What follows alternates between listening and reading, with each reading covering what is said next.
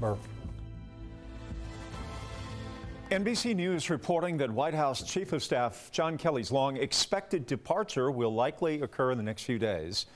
Joining me right now is Chuck Todd, the moderator of Meet the Press. And Chuck, there is speculation that Nick Ayers, who is an Atlanta native and a rising star in the Republican Party, could get that job. How does that change the Trump administration, or is he just another flight attendant on this very long ride?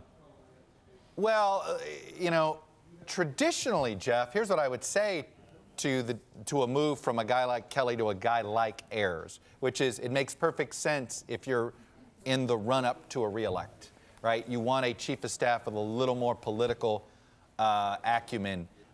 Big picture, it makes a lot of sense. I think one of the reasons why I'm a little hesitant to assume the John Kelly news happens.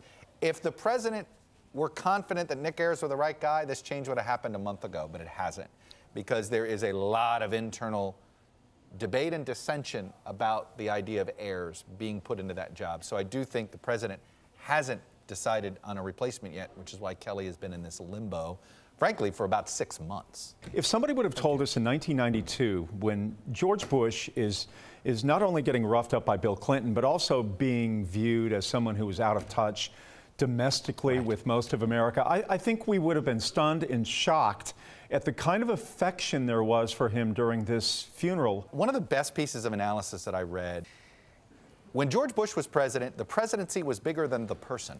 Yeah. Our last 4 presidents, the person has seemed bigger than the presidency. Therefore, the presidency, though, has shrunk at the same time.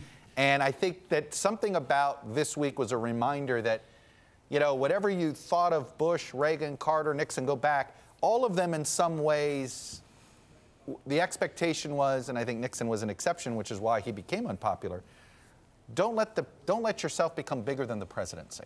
Chuck Todd, thank you very much. Meet the Press Sunday.